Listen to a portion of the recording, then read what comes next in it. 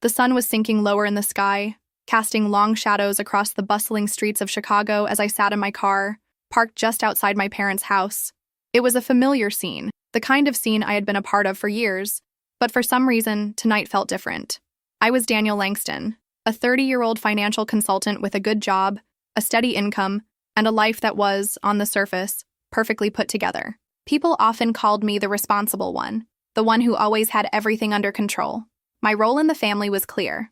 I was the rock, the one they all relied on, the one who would fix their problems, both big and small. Growing up, I was always the one who stepped in when things went wrong. When my parents' finances spiraled out of control, it was me who found a way to cover the debts. When my younger brother, Hunter, got into trouble, which, let's face it, was a regular occurrence, I was the one who bailed him out. And then there was my mom, Ellen. She was well-meaning, but her constant financial crises were a burden I had learned to carry with little complaint. It seemed like no matter how hard I tried to get ahead, there was always someone else's problems to solve. Yet, despite all of this, I never complained. I convinced myself that it was just what family did for each other. Blood was thicker than water, right? But that afternoon, something shifted. I had received a message from my mom that was unlike any other. "Daniel, come to dinner tonight. We have something special to tell you." It seemed harmless enough, but I couldn't shake the feeling that something was off. I mean, how many times had she told me there was something special, only for it to turn into another one of her crisis of the week scenarios? I didn't want to go, but I knew I would. After all, I was the dependable one. The family had come to expect that of me. As I walked through the front door of my parents' house, that nagging feeling in the pit of my stomach grew stronger. The house, which I had helped finance several years ago, had been transformed. It was as if the place had been dressed up for some sort of grand event. The dining table was laid out with fine china, candles flickered softly, and the air was thick with the rich smell of a multi-course meal. I could see my brother, Hunter, lounging on the couch, looking as relaxed as ever, a stark contrast to the tension bubbling inside me. My mom, as always, wore that look of forced cheerfulness that was all too familiar. She smiled widely when she saw me and waved me over to the table. "Daniel, so glad you could make it," she said, her voice a little too bright, like she was trying to hide something. She always had that way of acting like everything was perfect, even when it was far from it. As I walked over to the table, I noticed a few things that stood out. The way my mom was avoiding my gaze, the slight tension in her shoulders, and the quiet way she was moving around the room. It was almost as if she was trying to keep something from me. And then there was the look in Hunter's eyes. It was almost too eager, like he knew something I didn't. We all sat down, and as the dinner began, I couldn't shake the feeling that I was being set up for something. I kept trying to brush it off, telling myself I was overthinking things, but it was hard to ignore the sense of unease that kept creeping in. My mom served the first course, a fancy shrimp cocktail that I knew she couldn't afford, but had somehow managed to pull together. I took a bite, and the rich flavors danced on my tongue, but it didn't do much to ease the knot in my stomach. "So, Daniel," my mom began, looking at me with that same smile that never reached her eyes, "I'm so glad you're here tonight. There's something we need to discuss, something important." I had heard those words before, many times. Every time it was the same story. Another problem, another financial crisis, or some other drama. I had gotten used to it. But tonight, there was a different edge to her voice, something that made me stop and pay attention. "What's going on, Mom?" I asked, trying to keep my voice calm, though I was starting to feel the tension rise in my chest. She exchanged a quick glance with Hunter before turning back to me. "Well," she started slowly, "there's something we've been keeping from you, something big." At that moment, the air in the room seemed to shift. My heart began to race, and I could feel the blood rushing to my ears. Something was happening, but I didn't know what. Was this another one of her financial crises? Was she asking me to cover yet another emergency? My mind was spinning, and I found it hard to concentrate on the words she was saying next. Hunter, who had been strangely quiet until that moment, suddenly leaned forward. "It's about the inheritance," he said, his voice low but deliberate. The words hit me like a ton of bricks. I froze, not quite understanding what I was hearing. Inheritance? My parents hadn't talked about that in years. My mind raced to catch up, trying to process what this all meant. I looked at my mom, and she nodded, confirming the words that had just left Hunter's lips. "We've decided to split it," she said, her voice softer now. "We've decided to give you your share of the inheritance early. We thought it was time." I couldn't believe what I was hearing. My share? Early? This didn't make any sense. Why now? And why did it feel like there was more to this story than they were letting on? I looked at Hunter, who was now grinning, that familiar, smug smile of his on his face. It was like he knew something I didn't, something big. The feeling of being set up, of being used, hit me all at once. My entire life I had sacrificed my peace, my time, and my money to keep the family afloat. And now it felt like they were pulling the rug out from under me. As I sat there, the weight of the situation began to settle over me. I had always thought that family came first, that the sacrifices I made were worth it. But now, as I looked around the table, I realized that I had been living in a bubble. My family, the ones I had always put first, had their own agenda, and I was nothing more than a pawn in their game. The dinner continued, but I barely heard the conversation. My mind was elsewhere, trying to piece together what was really going on. I had always believed that family was about loyalty, about sticking together through thick and thin. But now, for the first time, I wasn't so sure. Something had shifted, and I couldn't shake the feeling that my role in the family was about to change forever. The quiet revolution had begun, and I was right in the middle of it. Daniel sat on the couch, surrounded by his family, the same faces he had seen for years. Uncle Ray, Aunt Linda, Hunter, and, of course, his parents, Ellen and Richard. They all smiled. But there was something off about it. The smiles didn't reach their eyes. The atmosphere in the room was thick, heavy with an unspoken tension that Daniel couldn't shake. He tried to ignore it, tried to pretend that everything was normal, but there was a nagging feeling growing inside him. "Happy early birthday, Daniel!" They all chimed in unison, their voices high-pitched with an enthusiasm that was clearly forced. The words felt hollow, like a script they had rehearsed for days. Daniel took a sip from his drink, trying to steady his nerves, but his mind was already racing. He couldn't ignore the feeling of being cornered. The faces around him seemed to blur as he tried to make sense of what was happening. His family had always been a complicated mix of love and dysfunction, but tonight, it felt like the dysfunction was suffocating the love. There was something more to this gathering than a simple family dinner, and Daniel couldn't put it off any longer. His mother, Ellen, walked up to him, her usual warmth replaced by something colder, more calculated. "Come on, Daniel, let's sit at the table. We have something to show you," she said, her voice steady, almost too steady. Reluctantly, Daniel followed her to the dining table. There, in front of him, sat a contract. The words, "Irrevocable transfer of the Langston inheritance," leaped off the page like a slap in the face. His throat tightened. This was it. The moment he had feared, the moment that had been building for years, was finally here. "It's just a formality," Ellen said, trying to keep her voice sweet. But Daniel saw through it. She was trying too hard. He knew better than to trust her. This wasn't just a formality. It was a power play, one that she and the rest of the family had been quietly orchestrating behind his back. The inheritance of his grandmother, Louise Langston, the one thing that Daniel had always believed was his birthright, was being taken from him, and no one had even bothered to ask for his permission. Daniel's hands trembled slightly as he picked up the contract, flipping through the pages, trying to make sense of it all. The legal jargon blurred together, but the key words were all too clear. Irrevocable, transfer, inheritance. This wasn't just a legal document, it was a betrayal. His grandmother had worked her entire life to accumulate that wealth, and now, in a matter of moments, it was being stripped from him. The weight of it was crushing. His heart pounded in his chest as he looked up at his family. "You just need to sign it, Daniel," Hunter said, his voice breaking through the silence. Daniel turned to look at him, his younger brother's face twisted with nervousness. "Everyone's already agreed," Hunter added quickly, trying to downplay the seriousness of the situation. Daniel didn't answer immediately. He let the words hang in the air, testing the waters. "Everyone? Even me?" he asked, his voice low and measured, his eyes narrowing as he met his brother's gaze. Hunter shifted uncomfortably, his eyes darting around the room. "Well, it's just the way things are," he said, avoiding Daniel's gaze. "You know how Mom and Dad are. They've got everything planned out. This is just the way it's going to be. You'll get your share, don't worry." Daniel let out a sharp breath, feeling the anger bubble up inside him. This wasn't just about money. It was about control. His family was taking everything from him. For years, he had been the one to hold everything together. He had sacrificed his own life for their well-being, always stepping in when things went wrong, always fixing their mistakes.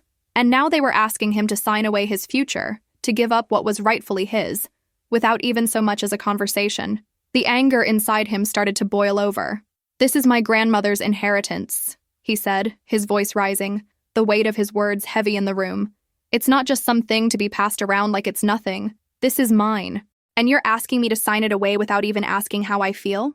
His mother's smile faltered for just a second, and in that brief moment, Daniel saw a crack in her facade, but it was quickly replaced with that same insistent smile. the one that told him nothing was ever as simple as it seemed. "Daniel, please. We're family. You're making this harder than it needs to be," she said, her voice pleading now, but it didn't sound sincere. It was as if she had been rehearsing this moment for far too long. Daniel stood up, his chair scraping loudly against the floor. The tension in the room escalated. "No, I'm not signing anything," he said firmly, his decision clear. The thought of giving in, of letting them manipulate him like they always had, was too much to bear. He couldn't let them win this time. Hunter's face reddened, his frustration evident. "You're being ridiculous," he snapped. "This isn't about you, Daniel. This is about what's best for all of us. Why do you always have to make everything so difficult?" Daniel took a deep breath, his chest tight with the weight of the situation. "No, Hunter. It's about what's best for me. I've spent my entire life trying to fix things for you, for Mom, for everyone. But this is where I draw the line." The room was silent for a moment, the weight of Daniel's words hanging in the air. His family stared at him, disbelief written on their faces. They had always seen him as the easy target, the one who would always comply, the one who would always clean up their messes. But tonight, something had shifted in Daniel. He was done. Done with being the family's financial crutch, done with always putting their needs before his own. "This isn't just about money," Daniel said quietly, his voice calm but resolute. "It's about respect. It's about me. And I'm not going to let you take what's mine." Ellen opened her mouth to respond, but no words came out. The silence in the room was deafening. For the first time in his life, Daniel felt like he was standing up for himself in a way that he never had before. The family that had always relied on him, that had taken so much from him, was finally seeing him as someone who wouldn't back down. It was a moment of liberation, and though the tension in the room was unbearable, Daniel knew it was the right thing to do. He wasn't going to let them control him anymore. Daniel didn't back down. Instead of signing the contract, he stood up, placed the papers firmly on the table, and said with unwavering certainty, "I won't sign." The words hung in the air like a heavy fog. The room fell into an oppressive silence, and for the first time that evening, everyone avoided looking him in the eye. His father, Richard, seemed to sense the growing tension and awkwardness, and in his usual attempt to diffuse uncomfortable situations, he stood and raised his glass. "To family," he said, his voice forced, trying to turn the moment into something lighter. The clink of glass was faint, drowned by the silence that followed. But Daniel wasn't buying it. He wasn't about to let this be swept under the rug. "This game is over," Daniel thought to himself as his mind began to race. He realized that the only way to stand up to his family now was to confront them with a brutal, undeniable truth. The words were already forming in his mind. He could feel the anger building, but more than that, he felt something else. Clarity. It was time for him to stop being the passive participant in their manipulative dance. He had to take control. The tension in the room was palpable, and for a long moment, no one moved. Then, as if some invisible force propelled him forward, Daniel took a step closer to the table.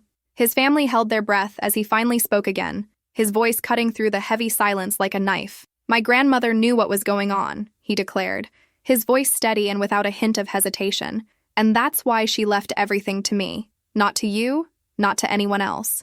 She knew this day would come." The impact of his words hit like a bombshell. Hunter, his younger brother, froze in place, unable to even form a response. His face was pale, his lips tight, as if he had just realized something he had been trying to avoid for years. His mother, Ellen, looked stunned. The fake smile she had been wearing now completely gone, replaced with a look of cold shock. And his father, Richard, was visibly rattled. He looked as though he had just been hit with a revelation he wasn't prepared for, his posture stiff and uncomprehending. Daniel could feel the power shift. His family, the same ones who had always manipulated him, who had always pulled him in different directions for their own gain, were now the ones who seemed lost. They were scrambling to find words, but there was nothing they could say that would undo the reality he had just laid bare. He didn't give them a chance to speak, his mind already moving ahead, calculating his next steps. "I'm going to the lawyer tomorrow. I'm going to find out exactly what else you've been hiding," Daniel said, his voice sharp and resolute. His gaze moved from his father to his mother and then to his brother, locking eyes with each one of them as he spoke. "I'm not here to be manipulated anymore. The game has changed." There was a long pause before Ellen spoke, her voice now laced with something else, a mixture of guilt and frustration. "Daniel, this isn't what you think," she began, but Daniel interrupted her before she could finish. "No, Mom, you've been playing this game for years. You've always made me the one to fix everything, but not anymore. I'm done. I'm not cleaning up your messes anymore. And I'm not going to let you steal what's mine. Not this time." Hunter opened his mouth to say something, but quickly closed it when he saw the intensity in Daniel's eyes. He had never seen his older brother so determined, so unyielding. For once, it wasn't Daniel who was the weak link in the family dynamic. For once, he wasn't the one caving into their demands. "I'm not going to sit here and watch you destroy everything just because you think you're entitled to it," Daniel continued. His hands were clenched into fists, his knuckles white with the pressure. "You've used me for far too long, all of you. I'm done being your puppet. I'm taking control of my life." His words hung in the air, and for a moment, no one moved. The silence felt almost deafening, as if his declaration had somehow shattered the illusion that his family had so carefully crafted.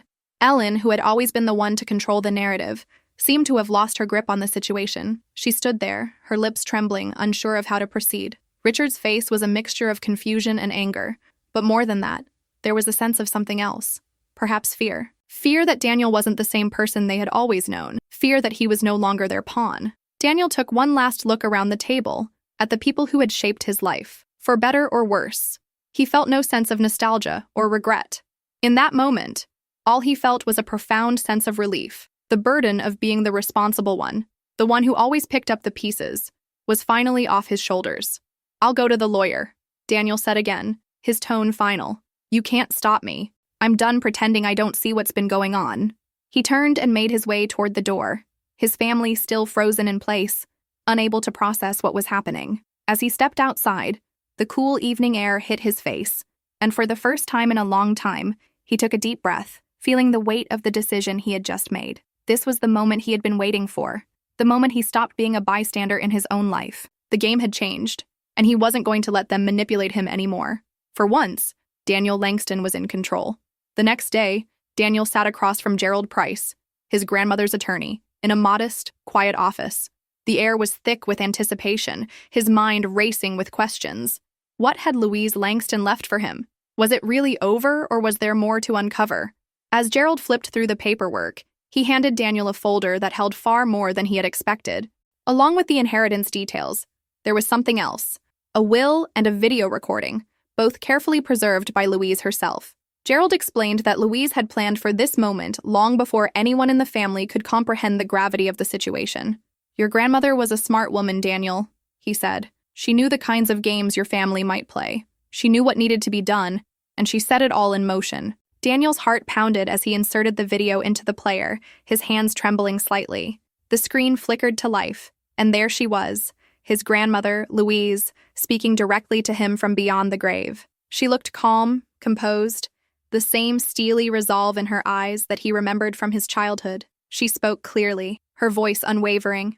"Daniel," she began, "if you're watching this, then I've passed, and the time has come for you to step up and take what's rightfully yours. I know your family. I know the pressure they've put on you over the years, and I know the burden you've carried. But this inheritance, this fortune, is yours, but only if you keep your dignity and stand up to them." Her words hit Daniel like a freight train. The weight of her trust in him was overwhelming, but it also filled him with a sense of purpose. His grandmother had known what he was capable of. She had known that he could be the one to break free from the chains of manipulation and deceit that his family had so skillfully crafted around him. "She has set the conditions," Louise continued in the video.